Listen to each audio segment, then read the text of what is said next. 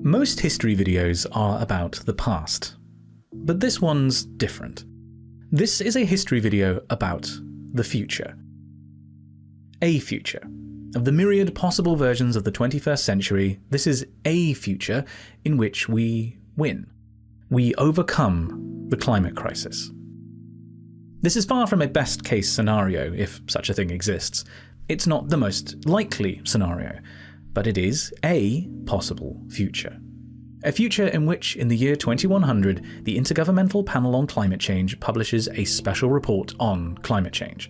In it, authors from around the world detail how global average temperatures have stabilised, how the concentration of carbon dioxide in the atmosphere peaked and has slowly fallen, detailing the immense impacts of anthropogenic climate change over the past century on humans and the natural world, and the challenges that will define the 22nd century for both. But that report also details the path not taken. The 21st century, with its soaring temperatures and plagues and floods, as it would have been if a different path had been chosen in the critical year of 2044.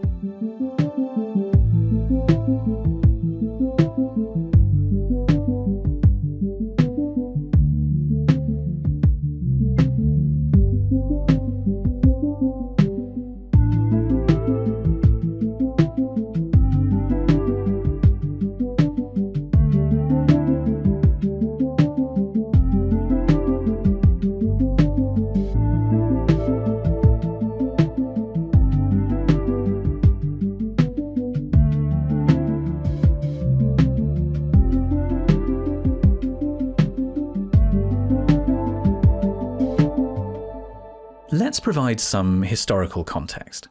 The first few decades of the 21st century continued the trends of the late 20th century. Observations of the Earth system made it extremely clear that the climate was changing. Carbon dioxide was building up in the atmosphere, overwhelmingly from burning fossil fuels, coal, gas, and oil. Scientists used computer models, economic forecasts, and arguments from the historical record to show that this would have significant impacts. Global average temperatures would climb. Extreme weather events would become more extreme and more frequent. Societies would become poorer and more prone to sudden breakages. Millions of species around the world would face increased pressure or outright extinction. These changes would occur, the scientists warned, at a pace that had no historic parallel. It would be disastrous to continue down the path chosen at the start of the century. Instead, the world should limit warming to less than 2 degrees Celsius, ideally less than 1.5 degrees. The more warming the world experienced above this level, the more likely it became that the world would pass a tipping point, in which climatic changes would intensify, possibly triggering more tipping points, and warming the world not by a few degrees, but as many as a dozen. The scientists were clear there was no silver bullet to achieving this, but that there would be myriad solutions, some large, some small. However, the largest by far was reducing consumption of the fossil fuels that pumped CO2 into the atmosphere. To keep warming below dangerous levels, they stressed, the world needed to remove its dependence on coal, oil, and gas. The world was sluggish to respond. In the first decades of the 21st century, as in the late 20th century, limited action took place to transition away from fossil fuels.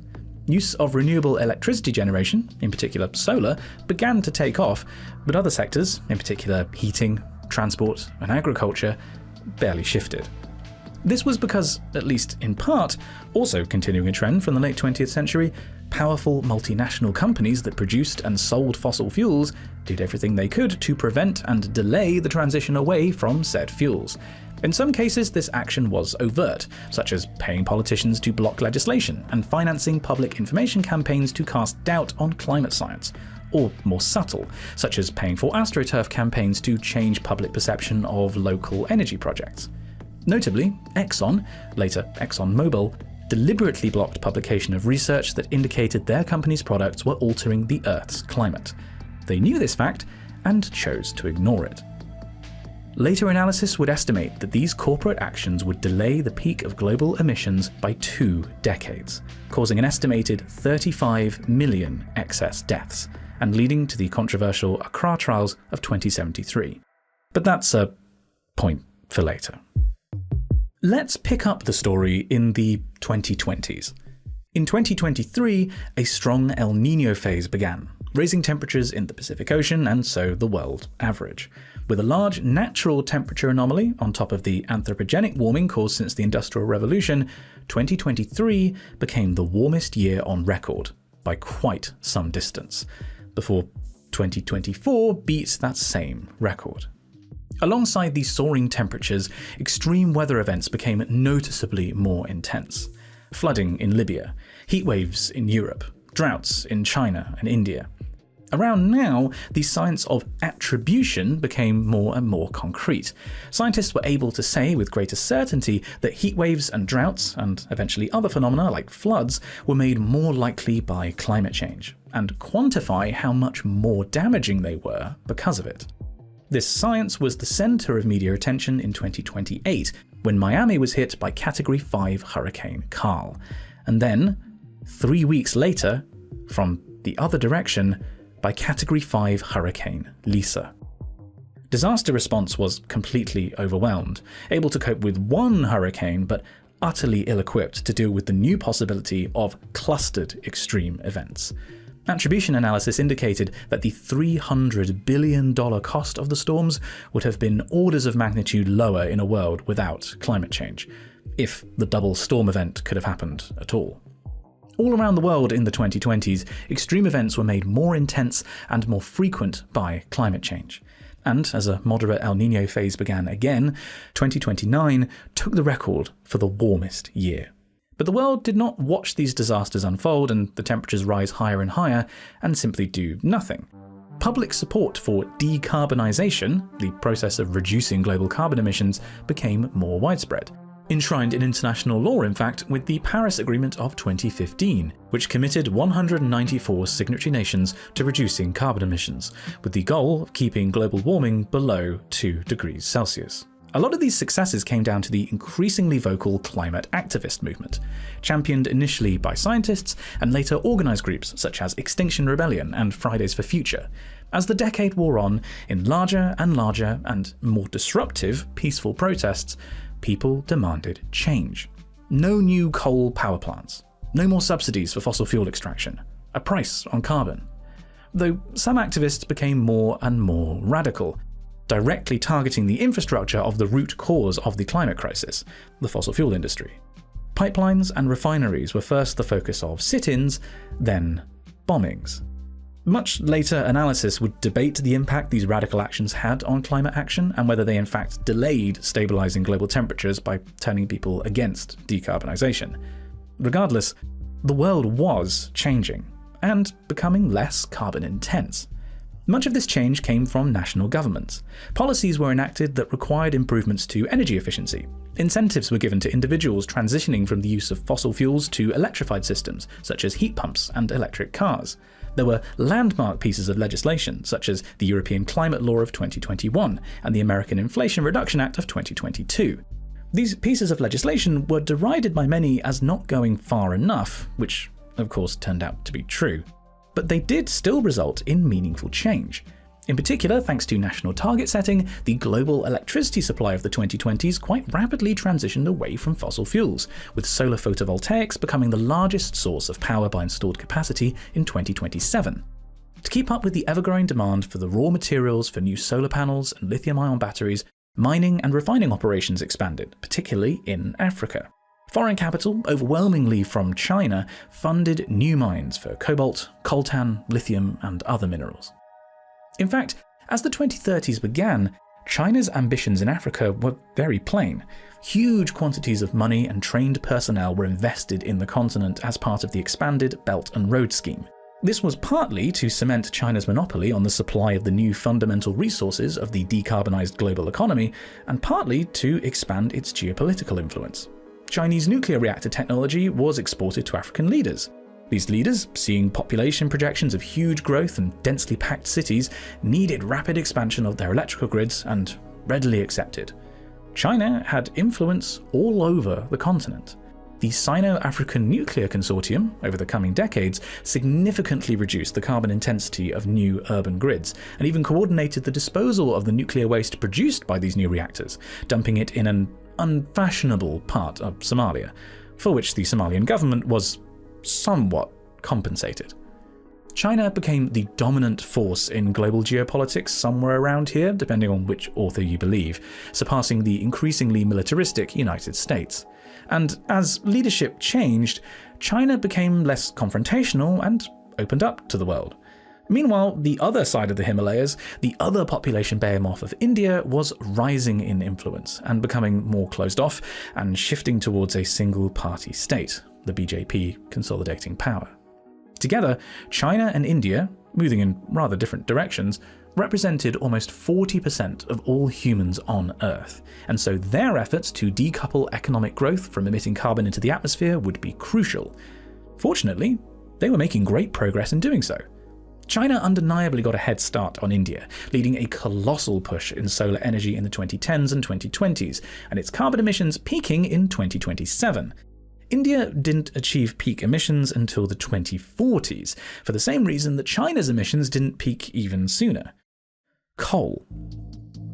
Much as China and India invested heavily in solar technology, for the first half of the 21st century, their economies ran on coal, the oldest and most polluting of all fossil fuels, continuing to build new coal-fired power plants even into the 2040s. It was only when, under pressure from widespread activism, the international community demanded the phase out of coal by 2050, threatening a carbon export tariff, that the fuel was finally retired to the history books. A process accelerated, needless to say, by the events of 2044. It should be pointed out, of course, that the international community benefited enormously from the cheap electricity coal provided in manufacturing their goods for import from China and India. And in a very real sense, the world economy, not just China and India's, had run on coal up to this point. Regardless, much was made of how these two nations were, quote, holding the world back. As clustered extreme events like Hurricanes Carl and Lisa and the droughts across South America in 2033 became more common, China and India both spent the 2030s rolling out record-breaking quantities of renewable energy. Through a combination of Chinese nuclear technology, hydroelectric, and a surprising number of next-generation geothermal power plants, they replaced the bedrock of their, and thus the world's, electricity supply. In 2034, the same year that China began opening up to the world, attention was on the oceans, and it was a year of contrasts. On the one hand, landmark legal protections were enacted, preserving for the first time more than 50% of the ocean from exploitation, plastic waste, and chemical pollution, at least on paper. Conservation groups hailed the news, saying it would be pivotal in at least arresting an alarming decline in global fish stocks and oceanic biodiversity. But it would prove too late for the world's tropical corals. That year, the Great Barrier Reef off the coast of Australia underwent the single largest bleaching event the world had ever seen. Rising ocean acidity combined with an oceanic heatwave resulted in the severe bleaching of 86% of all corals in the reef. It was estimated that the Great Barrier Reef had lost 3/4 of all its corals since 1995. And the phenomenon was not limited to Australian waters. By 2034, globally, 50% of all corals, the most biodiverse environment in the oceans, had gone extinct. Their loss threatened a tipping point. A tipping point in climate terms is a set of conditions beyond which changes in a part of the climate system become self-perpetuating. Those changes can lead to abrupt, irreversible, and dangerous impacts. Coral loss was a regional tipping point. Once coral populations dropped below a certain level, they might be locked into a doom spiral, unable to return to their previous populations. This would have devastating impacts on the local marine food web and temperature, and changes in the wider marine nutrient and carbon cycles. But in the 2020s, scientists identified 8 global tipping points. If one of these tipping points were to be reached, the impacts would be significant worldwide and potentially enormous regionally. For example, if the Atlantic meridional overturning circulation, a deep conveyor belt of heat in the Atlantic Ocean, were to collapse, the planet would cool by up to 0.5 degree Celsius. But Europe, specifically, could cool by as much as 10 degrees. A return to Ice Age conditions. These tipping points would be triggered at certain levels of global warming. Exactly how much warming scientists in the 2020s did not know, but they could provide a range of temperatures and their best guess of where in that range the tipping point would be reached. These best guesses ranged from 1.5 degrees of warming to 7.5 degrees of warming. As it stood in the 2020s and 2030s, the expected trajectory of the 21st century could trigger some of these tipping points. And if that happened, their additional warming could trigger a cascade effect, tipping point after tipping point being reached, and the global climate rendered increasingly unrecognizable. It was for this reason that scientists and activists were so vocal about keeping global warming below 1.5 degrees Celsius. It was the best bet to avoid hitting any of these global tipping points. As it turned out, however, the loss of tropical corals was not the only tipping point reached in the 2030s. Bombshell analysis in 2035 indicated that the Greenland ice sheet was in the early stages of collapse, sooner than expected. If total collapse occurred, additional sea level rise solely from the Greenland ice sheet could be 2.5 meters. In the case of a cascade, up to 7 additional meters over a few centuries. A scenario described by one of the authors of the analysis as game over. But, the analysis stressed, this was not inevitable. If global temperatures could be stabilized and brought down to pre-industrial levels within a century or two, total collapse could be avoided. And while temperature records continued to be broken, global decarbonization was certainly headed in the right direction. Electrical grids were becoming less carbon intense, with massive investment in new grids and storage, rollout of solar and wind, and the commissioning of new geothermal and, more controversially, outside of Asia, nuclear plants. But the world wasn't just putting less carbon into the atmosphere, it was also starting to draw down more carbon from it. In some cases, this was done deliberately, such as in direct air capture plants powered by renewable electricity. These did next to nothing, having such a small effect as to be statistically insignificant. Still, they were deemed promising for the future and had billions invested in them by large corporations aiming for net zero without actually reducing their emissions. By the end of the century, they would contribute perhaps 5% of all anthropogenic carbon drawdown. More effective were rewilding efforts, restoring lost habitats, and in particular, replanting diverse species of trees in lost woodlands. But an unintentional, quite significant carbon sink came from cities. In an attempt to mitigate rising temperatures, provide shade, and beautify the increasingly dense environment, city governments planted trees. In streets, in tree corridors, in parks. Afforestation became a form of civic pride, cities competing to plant the most trees and reap the benefits of cooler, fresher air. One entire sector that underwent a transformation in the 2030s to reduce its carbon emissions was transport. At the start of the century, road vehicles, for both passengers and freight, were the largest contributors to global carbon emissions from transport, almost entirely relying on burning hydrocarbons in internal combustion engines. Beginning in the 2010s, however, these vehicles were gradually replaced with electric vehicles. Slowly at first, but by the late 2030s, electric cars and then light goods vehicles and finally trucks began to dominate, with bans on new internal combustion engine vehicles coming into effect in many countries. Also reducing emissions from road vehicles, however, was an explosive investment in the late 2020s in high-speed international rail, and specifically connections between high-speed rail networks. This was spurred in part by the coronavirus pandemic of 2020, which accelerated the move of service sector employees working from home, allowing them to live further from their employment and thus increasing the distances they would travel when they did travel to work. Being the centre of such service sector jobs, Europe, North America, and particularly Asia saw huge infrastructure upgrades, allowing for fast, electrified intercity travel. In some cases, especially when paired with improved urban public transport, as was the case in European cities, this saw reduced dependency on cars. In others, such as North American cities, it reduced dependency on planes. The long-distance transport of people and freight by planes and ships had remained stubbornly difficult to decarbonise, apart from efficiency improvements, until 2037. It was in this year that so-called sustainable aviation fuels, made from biological sources like corn and refined with low-carbon electricity, became cost competitive with traditional fuels like kerosene for the first time. This marked the beginning of a multi-decadal reduction in the environmental impact of flying, with shipping following just behind. Partly due to the successful decarbonisation process of the transport sector, global carbon emissions hit an historic milestone in 2035. That year, the world released 49.2 gigatons of carbon dioxide equivalent, the most it would ever emit in 1 year.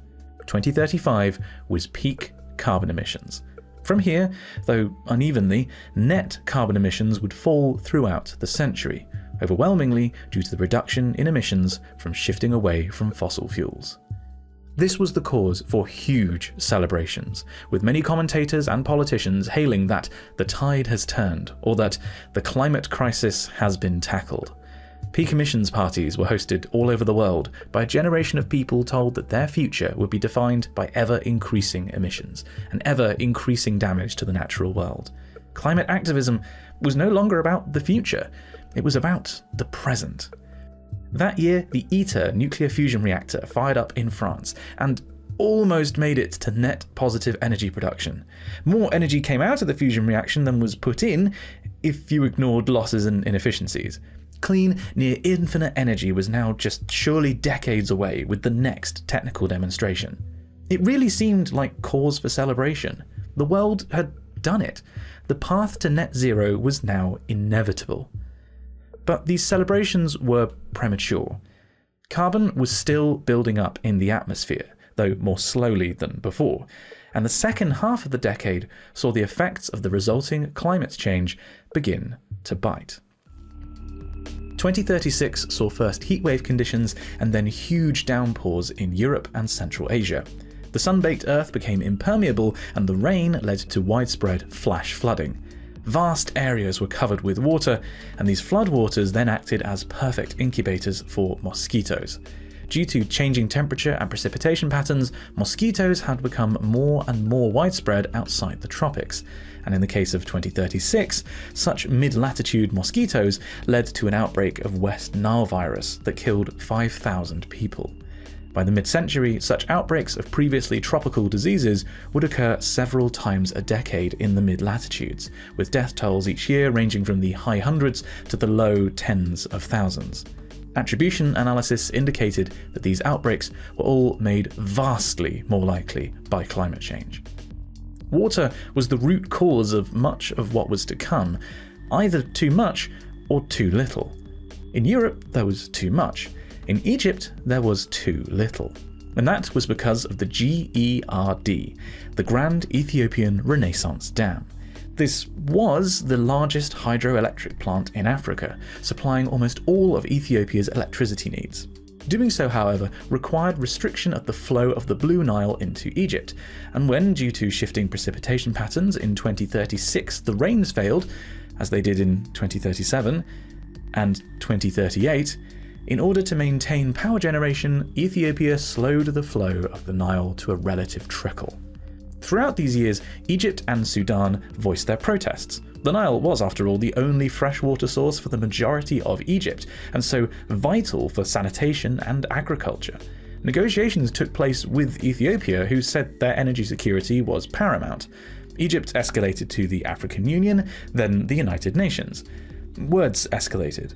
Egypt warned that its people would start dying if the rains failed again, to which Ethiopia said, if the rains fail, the region will need a large supply of electricity for desalination more than ever. Eventually, threats were made, ignored, and then carried out. Egypt sent fighter jets to airstrike the dam and renew the supply of the Nile by force. The fallout was immense. Conflict quickly escalated as both countries mobilized troops near the border, and neighboring countries, and indeed the international community, were forced to take sides. Despite a lack of orders, skirmishes took place between infantry and armoured fighting vehicles at the border as heat-scorched tensions boiled over.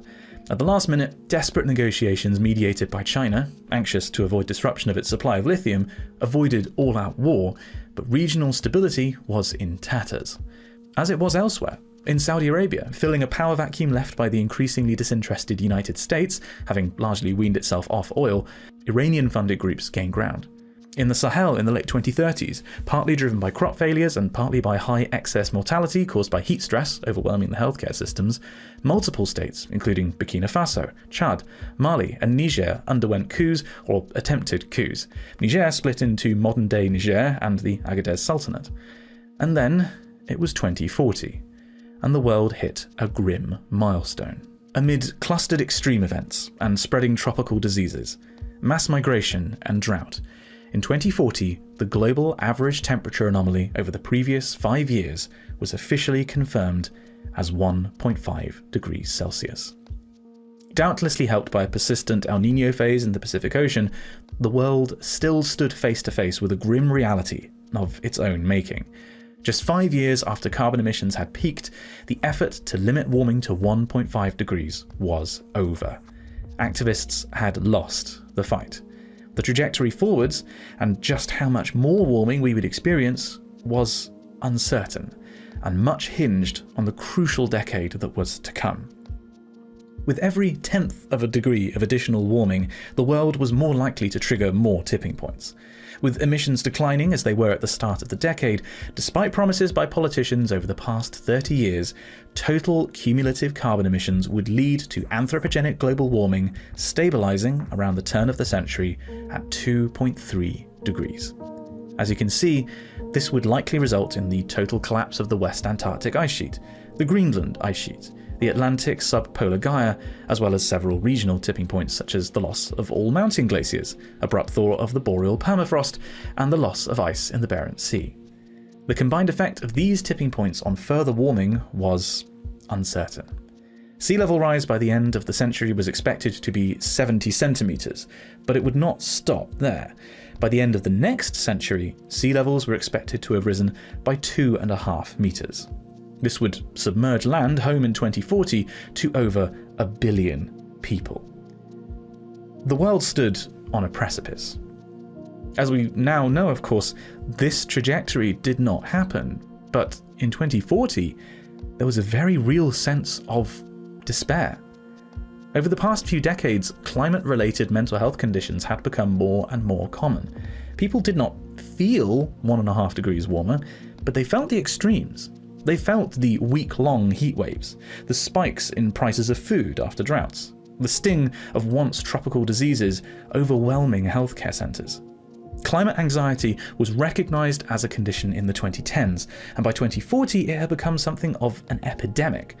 People were having fewer children, with climate anxiety being cited as the most common reason.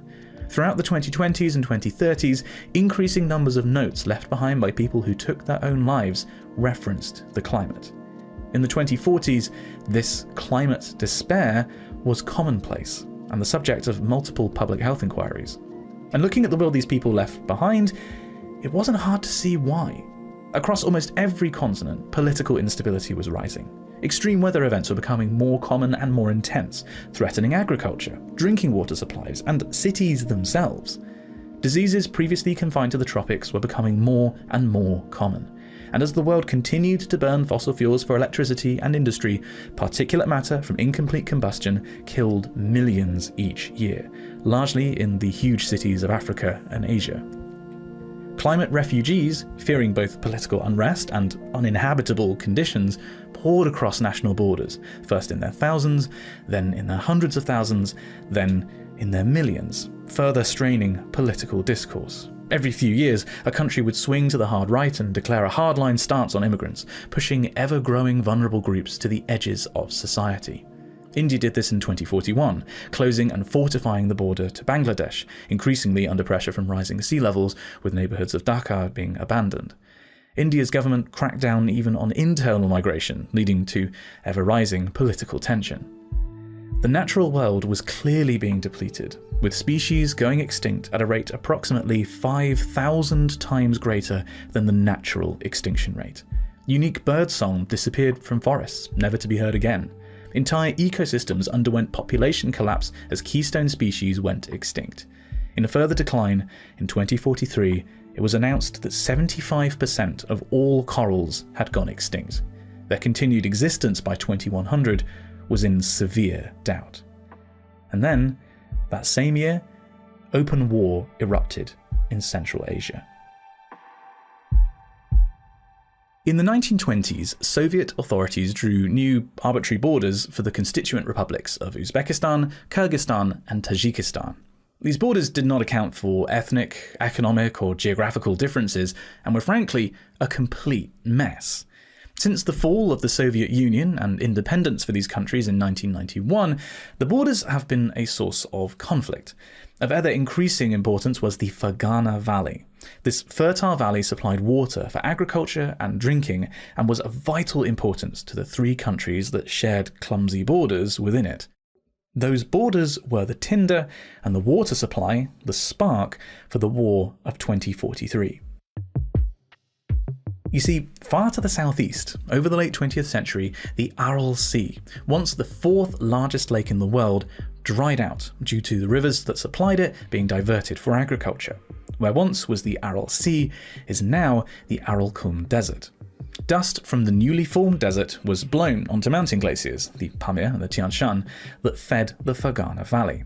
And this dust lowered the reflectivity of the glaciers, which, combined with rapidly rising temperatures in the mountains, led to hugely accelerated melt of the glaciers. Suddenly, the water supply, precariously shared between the three countries, was in jeopardy, and there simply wasn't enough to go around. In 2043, in a turn of events almost entirely caused by the twin environmental disasters of climate change and heavy-handed agriculture, Uzbekistan struck first and declared war on both Kyrgyzstan and Tajikistan, occupying the Fergana Valley. Thanks to the overwhelming military advantage, this water conflict raged actively for 6 weeks and passively for 6 years, with casualties in the tens of thousands. It was the first true water war, but not the last. But suddenly, then, it was 2044, and the axle of history was about to turn. You may have noticed that a key group of actors have thus far been missing from this history. We've spoken about how cumulative emissions of carbon dioxide were altering the atmosphere and causing the world to, on average, warm. We've also spoken about how the dominant sources of these emissions were fossil fuels, gas, coal, and oil. So what, in the first half of the 21st century, when the environmental harm of their industry was becoming more and more obvious, were the companies that extracted and refined those fossil fuels doing? Well, for the most part, extracting and refining even more fossil fuels. Despite the overtures of national governments in conferences such as Paris in 2015 and Lagos in 2027, fossil fuel extraction ramped up through the first quarter of the century. Coal in India, so-called natural gas in the United States, oil in Saudi Arabia. And all of this was supported by extensive subsidies for the industry, representing fully 7% of global GDP in 2023.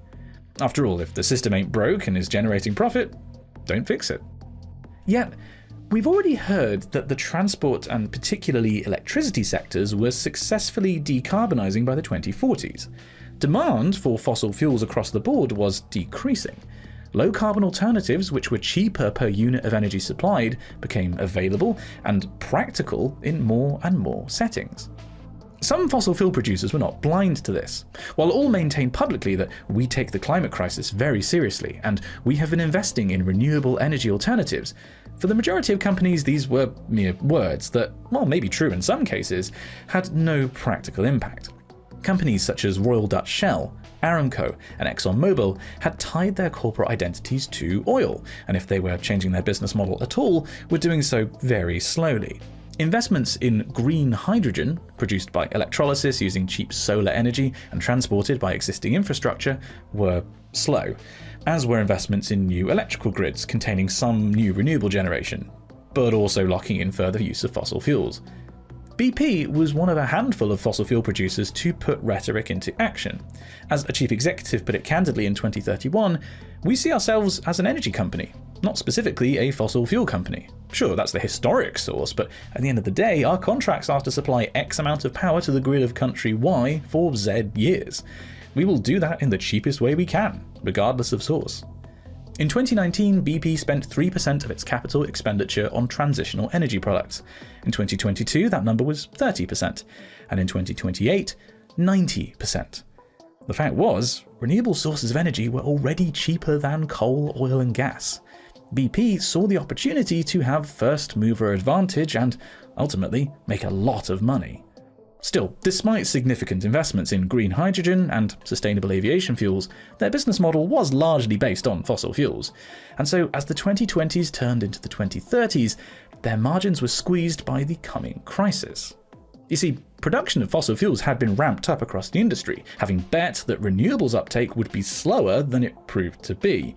However, in order to remain cost competitive with those cheap renewable energy sources, fossil fuel companies were forced to sell their products at lower and lower prices. Those prices were artificially lowered further by a desire to offload their assets with negative futures. Production was high and price was dropping like a stone. Producers' profits started to tumble. Having somewhat diversified by the 2030s, BP and a handful of other companies were more insulated from this than many of their competitors, who had realized the danger and began shifting to renewables, but too late. In the early 2030s, some small producers started going out of business. By the late 2030s, some medium-sized producers went bust, snapped up by larger companies. But the bankruptcies hit their peak in 2044, and the industry would never be the same again. This was the year where decades-long processes came to a conclusion, the fulcrum around which the future pivoted. The year started with the aftermath of the Fergana Valley War reverberating around the world, but as spring turned to summer, the eyes of the world turned further north, much further north, to the Arctic. Because this summer, 2044, after decades of decline, satellites confirmed that the Arctic was entirely free of sea ice for the first time in human history. An entire ecosystem had been irrevocably damaged. The resulting change in planetary albedo in summer was expected to accelerate warming further. The world, seen from space, now looked very different thanks to climate change. But the news did not stop there. At the other end of the world, in austral winter, scientists announced that the West Antarctic ice sheet, long in decline and its loss considered inevitable, had started rapidly deteriorating. The previous summer, the tipping point had been reached, and faster than expected, the entire ice sheet was falling apart. Sea level rise estimates were revised upwards again, threatening hundreds of millions of people. The cryological systems on Earth, glaciers, sea ice, ice sheets, were in their death throes. Droughts and heat waves occurred yearly. Ecosystems were disappearing. Refugees were building up on national borders. The world was looking more and more unrecognizable. People looked to the future and were scared. Climate activists reached their peak of radicalization. Gas pipelines, oil refineries, coal mines, even corporate headquarters were the targets for physical assaults. Enormous climate marches demanded that governments enter crisis mode. Controversial negotiations around the use of geoengineering, dimming the sun by injecting sulfur dioxide into the stratosphere, foundered at the United Nations. And it was against all of this that in the summer of 2044, the fossil fuel industry collapsed. At first it was a few producers, the typical rate for the previous decade. But then the big dominoes started to fall. Aramco, then Shell, then in a cascade, Total Energies, PetroChina, and more. All failures caused by the ever-lowering price of oil and gas, and this summer, the removal of billions of dollars of capital by investors who either saw the ship sinking or finally grew a conscience. The only analogy of scale that could be drawn was the financial crash of 2008 and the cascading collapse of the financial sector, but far, far bigger. Like 2008, these major fossil fuel producers thought that they were too big to fail. Bailouts must come from national governments, or the world energy market would be thrown into chaos. Surely the bailouts would come. And here, the world's governments and financial ministers stood at the turning point. The old guard of the energy industry had come cap in hand, with modest bailouts of a few $1 trillion that would, of course, eventually, mostly, be repaid. The giants of coal, oil and gas could turn the taps back on, keep the gas flowing, and keep the global economy stable. By giving a bailout, these companies could invest in new sources of energy, and while the economy would require the extraction of fossil fuels for a few more decades, eventually the energy majors would be ready for the transition. Doing so would prolong the use of fossil fuels and keep emissions high for a little while, but it would be worth it to ensure shareholder profits. And of course, stability.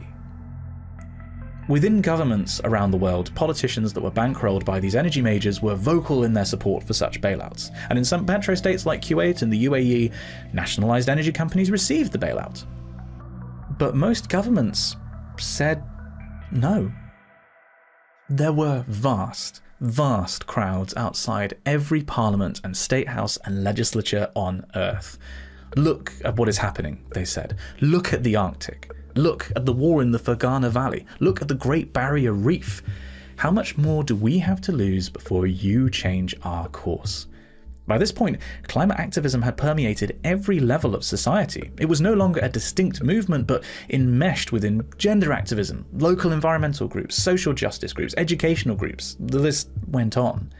But in the end, as would emerge in interviews conducted years later as part of the Pulitzer Prize-winning Enough, the turning point for the majority of government officials was their children. The officials were of a generation brought up as the climate crisis became more apparent, but they would not be around to see the year 2100. They would not be around to see the world that scientists projected. But their children would. As one British finance minister put it, I looked into my daughter's eyes and imagined what she would see when she was my age.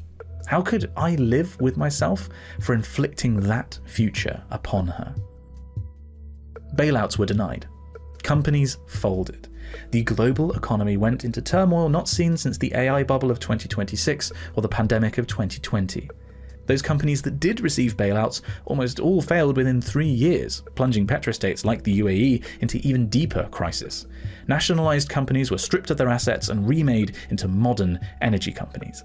Those that had significantly diversified fared better, with BP taking enormous losses but still operating and just barely making profits, even in the worst of the crisis.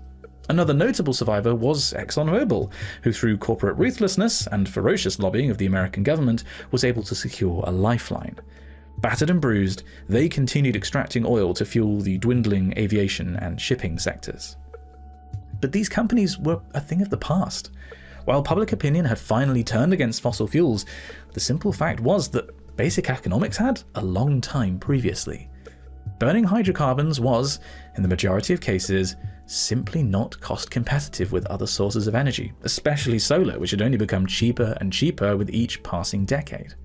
With the immense financial support of governments removed, having been locked into such support for a century or more, sustained by extensive lobbying, the industry started fading away. Assets that had been valued at billions of dollars were left in the ground, the cost of extracting them considered too high, both financially and environmentally. Even the once enormous plastic industry could not sustain the sector, having become less dependent on oil and producing far lower quantities after the bans on single-use plastics of the 2030s. While the world still needed refined crude oil for some applications, the energy market was no longer beholden to fuels of the past, to fossils. By 2100, the business of fossil fuel extraction and refinement was worth less than 1% of its value a century before. In 2044, those funds previously used to support the fossil fuel industry were now repurposed. Refusing the bailouts was not enough, the public demanded. The vast, diverse climate activism movement, now an avalanche of voters, wanted action now. Governments scrambled for an easy target and found it in methane. Methane emissions had been the target for reductions in the previous 2 decades, but with limited success. Now, repurposed money was poured into reforming waste disposal, dismantling natural gas infrastructure, and, of course, decarbonising agriculture, largely through reducing consumption of meat. Methane emissions plummeted over the rest of the decade, making a significant dent in global carbon emissions. Those governments that did not deliver these victories were simply ejected from office in landslide victories for climate-centric parties. The world, more connected than ever before, was gripped by a kind of green wartime spirit.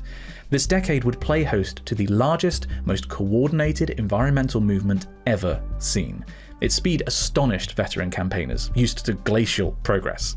In 2045, another notable victory was won for the climate movement as a moratorium on deforestation in the Amazon was agreed, safeguarding the largest, most diverse rainforest on Earth, an enormous carbon sink. By 2050, it was also announced that the cement and steel industries had both been effectively decarbonised. Making cement chemically requires the release of carbon dioxide, and both cement and steel require extremely high energy densities to manufacture their products. While the former benefited from the rapid expansion of carbon capture at source technologies, both were effectively retrofitted to use green hydrogen, produced using African and Australian sunshine. The corporate survivors of the collapse of 2044 were able to carve out a new niche for themselves here. Elsewhere, enormous quantities of capital were invested in renewable energy generation, seen as the new no-brainer investment by accountants that would have previously courted oil producers or commodities traders. As the 2040s turned into the 2050s, the carbon intensity of the global electrical grid nosedived as the investments of the previous few decades truly made themselves known. Vast new solar and wind farms covered the landscape, bringing electrification to the last few regions of the world that had previously been in the dark. Elsewhere, geothermal and hydroelectric plants powered medium-sized cities, and in some areas, nuclear plants that had begun construction in the 2030s finally came online and powered ever-growing metropolises. In 2051, the European Union announced that it had finally reached carbon neutrality, putting no more carbon into the atmosphere than it removed through expanded forests and agriculture. A few years later, in 2053, the United States announced hitting the same milestone. The final piece of the puzzle had been aviation, which, despite expansion of high-speed rail, remained vital to the American economy. As the price of sustainable aviation fuels continued to decline, so too did the net impact of flying. With the announcement, ExxonMobil's stock, tied in no small part to aviation, fell significantly. There was still, however, a climate crisis happening, and it was not all good news.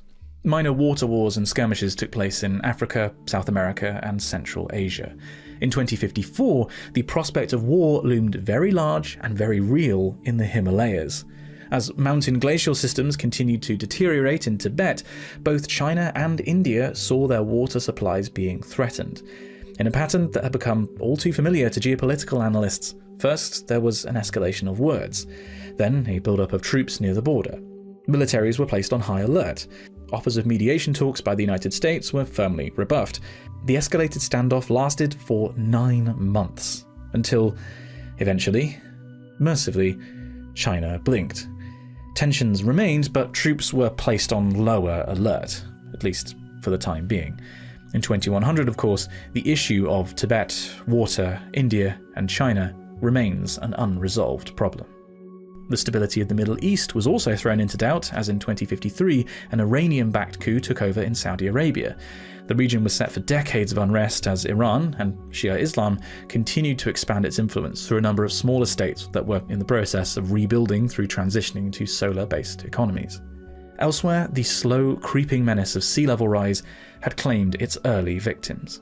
Small settlements and farmland were lost, sporadically at first, and then, as the decade wore on, more and more frequently.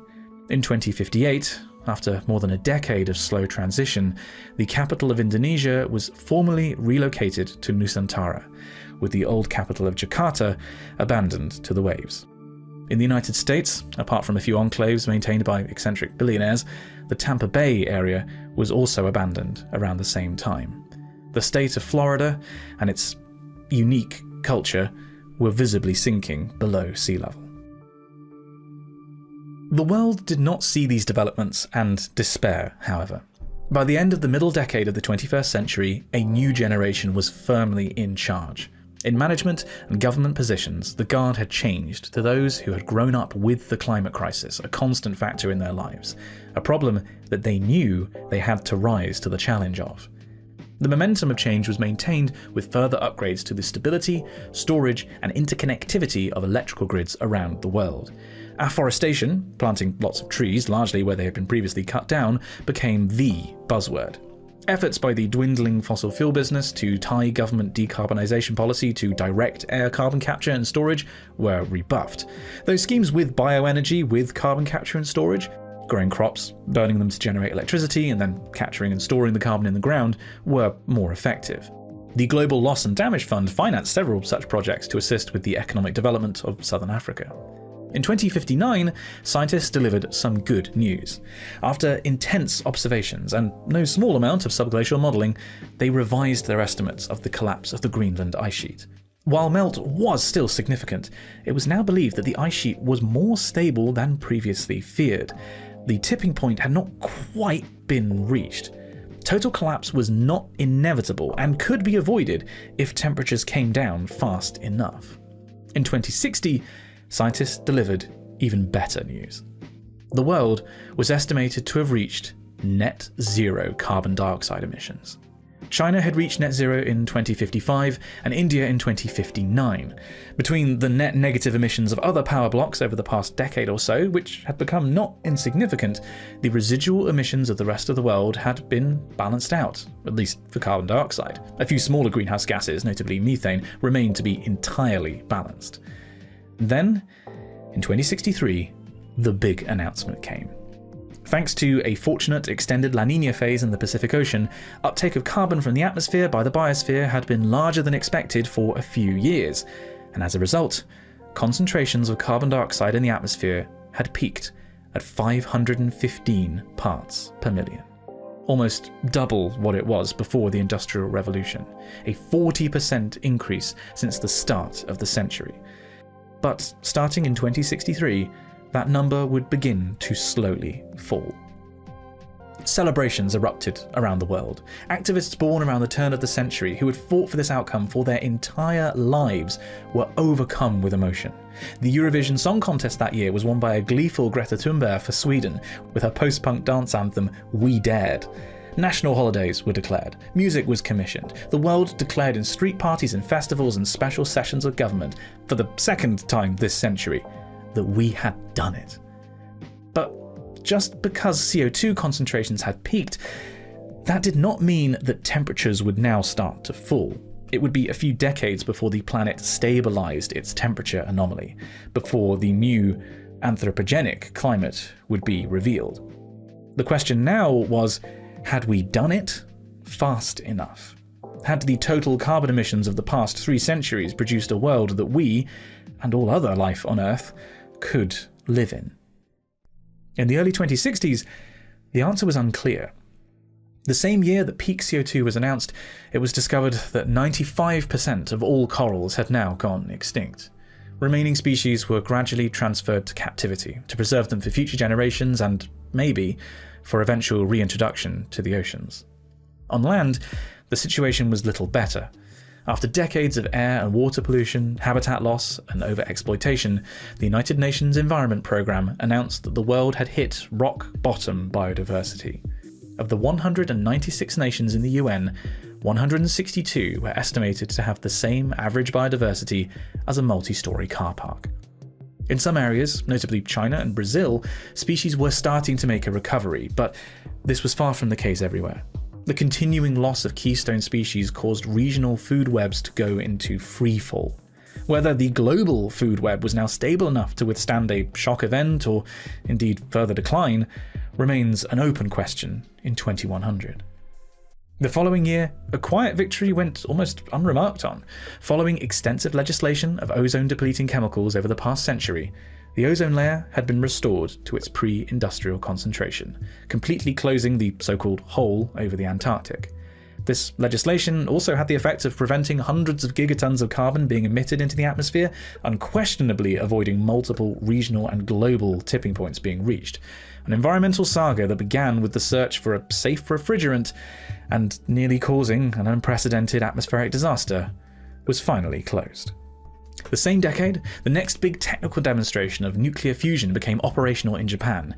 Nearly infinite, clean energy was now just a few decades away as the plant demonstrated that fusion could be maintained and, accounting for energy losses this time, almost precisely as much energy was produced than was expended.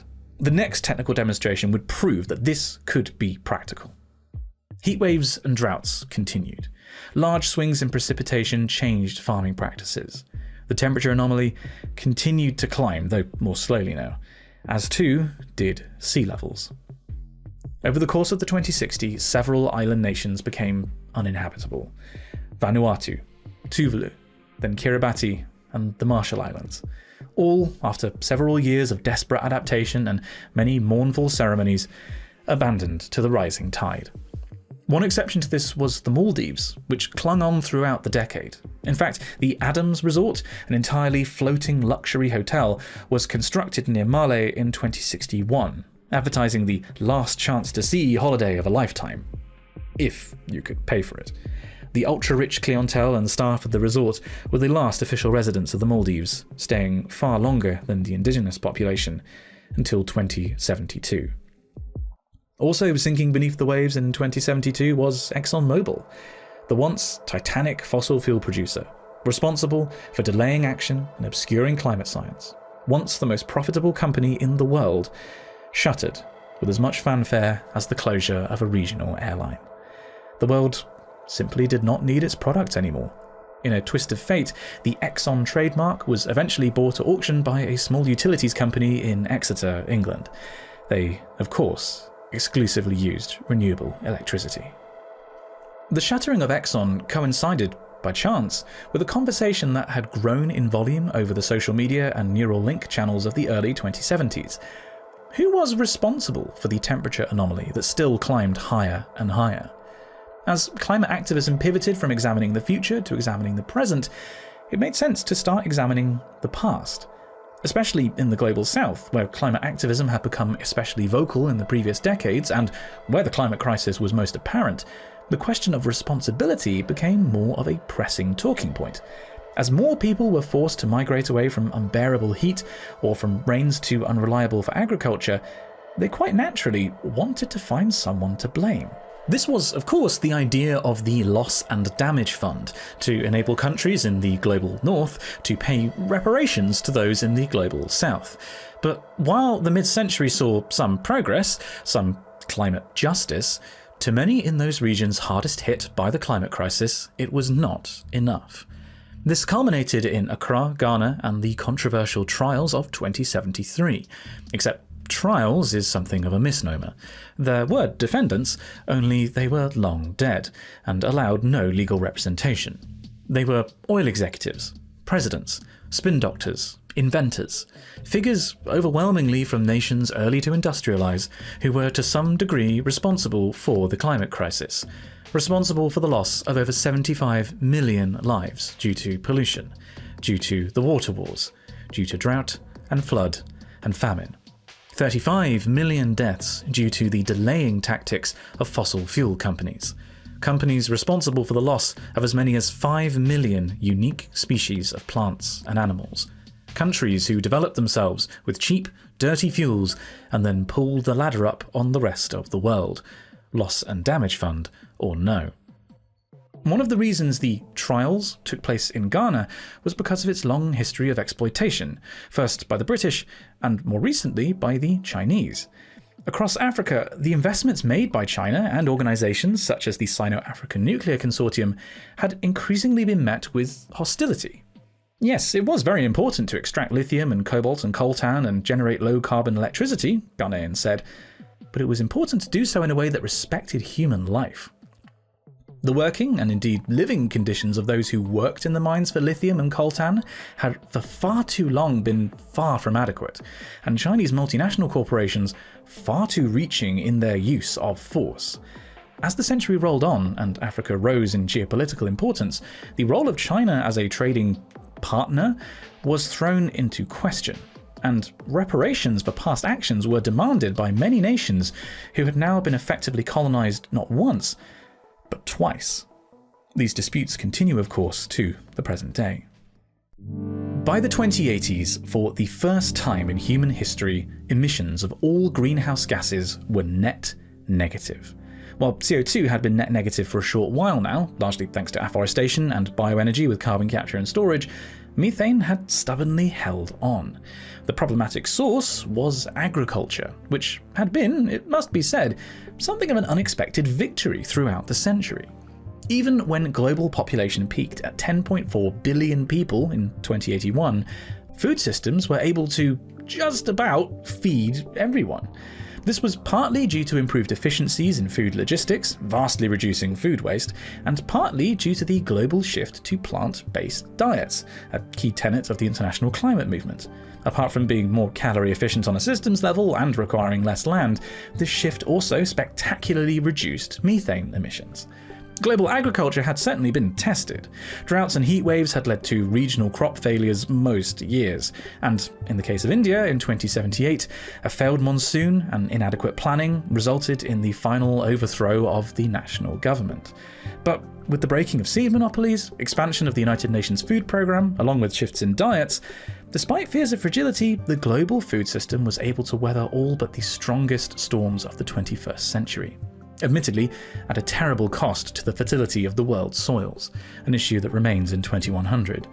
But with a final push to reduce meat consumption in the 2070s, agricultural methane emissions finally also fell to net negative. And with this, the global temperature anomaly gradually stabilized. The world, scientists announced in 2086, was now 1.8 degrees Celsius warmer than in pre-industrial times. Limiting warming to 1.5 degrees had slipped out of sight a long time ago, but thanks to the rapid actions starting in 2044 and the breaking of the fossil fuel economy, 2 degrees of warming had been avoided. A new climate had been established. It appeared, scientists said with more than a slight sigh of relief, that further tipping points had been avoided. Careful monitoring was still needed, but with any luck, the global temperature anomaly would fall quickly enough over the 22nd and 23rd centuries to avoid total melt of the Greenland and Antarctic ice sheets, preventing multiple meters of sea level rise. In fact, total oblivion had also been avoided in the most unlikely place. Coral losses, now at over 99%, seemed to have stabilized, leaving corals in critical condition. Fragments and dead reefs were scattered all over the ocean, with one reef remaining in moderately healthy condition in the Comores. It naturally became the most protected place in the world's oceans. The world certainly looked very different from the early century by the 2090s. The vast majority of coral species were now held in captivity. In the face of uncertain seasonal snowfall, the last ski resort in the Alps was abandoned in 2091, the Himalayas now being the ski destination for the world's rich. Border conflicts over water and arable land scarcely became news anymore, being so common. Tuberculosis was finally eradicated in 2093, an estimated 250 million people identified as climate refugees. The Icarus fusion plant in Buenos Aires initiated plasma in 2094 and reached an overall efficiency of 0.99. Some things never change. When in 2096, a heat wave in Siberia, caused by a huge meander in the jet stream combined with an El Niño year, released a vast quantity of methane into the atmosphere, it was carefully monitored. An enormous network of global sensors and scientists were aimed at what was delicately termed the Great Burp. The World Meteorological Organization accurately forecast its progress around the world, the net radiative forcing and warming it would cause, and estimated how long it would delay a return to a pre-industrial climate. A well-oiled, well-funded, and internationally respected scientific institution was able to treat what was once the norm as an interesting one-off. And then, in 2099, an amazing discovery was made. On an isolated atoll in the South Pacific, hundreds of miles from the nearest inhabited island, a previously undiscovered, pristine coral reef. It was unclear how exactly the reef had survived humans altering the climate and the oceans.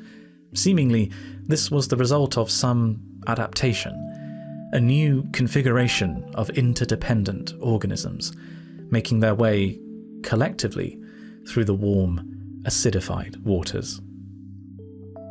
In 2100, the Intergovernmental Panel on Climate Change released its special report. In it, they detailed a world that had warmed by 1.8 degrees Celsius, whose seas were 60 centimetres higher than they were at the start of the century, that was missing an ice cap in summer.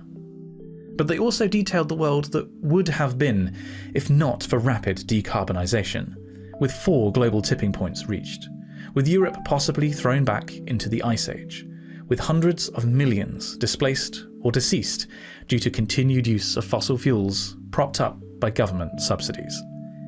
And it detailed the environmental challenges that would define the next century. After all, history does not stop here. There will be a world beyond the year 2100, and the actions we take now will shape the century to come. We have demonstrated in the past that we can overcome immense challenges, environmental and otherwise, but it will require concerted effort and courage. Yes, from individuals making informed choices, but more so from government, at urban, national, and international levels. The challenge may be great, but so is our capacity for change. A statement that is as true today as it was a century ago. This video was a synoptic retrospective from 2100. Due to its broad scope, it could not be deep with details, and owing to the future being so difficult to predict, could not hope to be accurate either. Regardless, I hope that it is instructive, that it shows a path forwards in different sectors, that not all decisions made this century will be the right ones, and that key decisions are made by the public, not by individuals. And also, that waiting until 2044 isn't necessary. It also would not have been possible without the contributions of over 24 individuals to present a possible, plausible, even if not likely, version of the 21st century. I spoke to over 24 experts in energy and economics, geopolitics and activism, transport and media, and of course, weather and climate.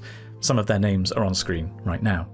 A key collaborator who helped shape a realistic path for the climate this century was Professor Dan Mitchell of the University of Bristol. Together, we wrote the key bullet points of how the climate could change this century. Of course, however, those bullet points had to become a story. To see how our discussion became a story, and how things might have gone a little differently, you can watch Professor Mitchell and I in conversation in a special video on Nebula.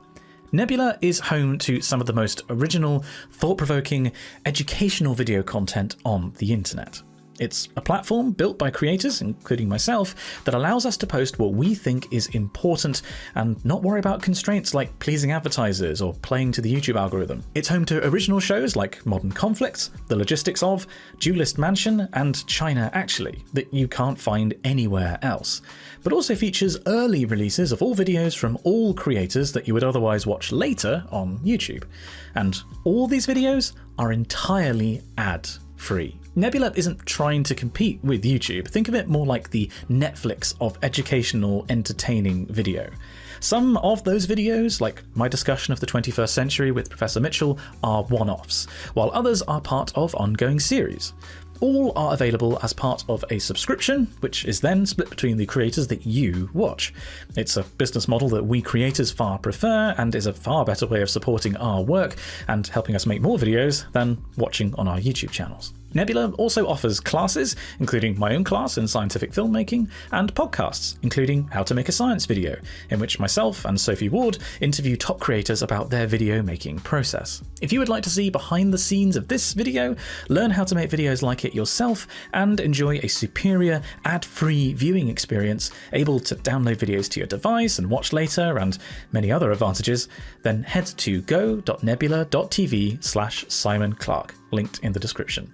If you do so, you'll get 40% off an annual subscription, which works out to just $2.50 a month. And this holiday season, we're also offering something special, a lifetime membership.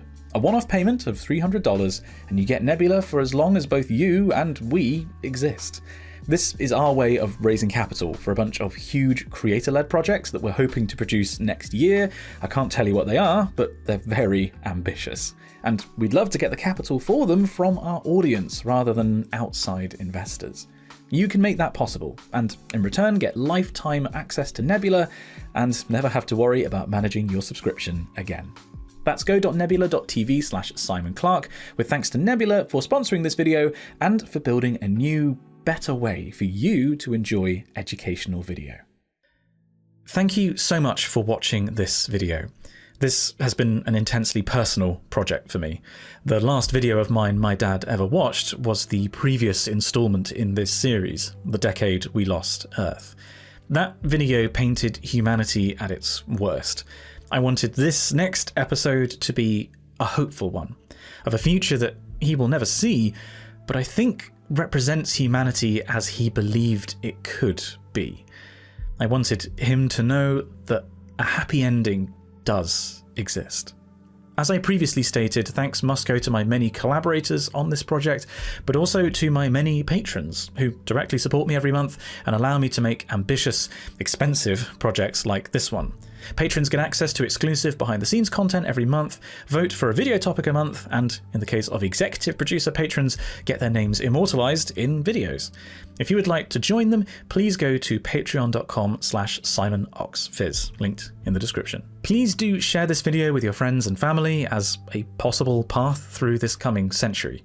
If you enjoyed it, please do also give it a like and let me know your thoughts in the comments. Thank you again for watching, and I'll see you in the next one.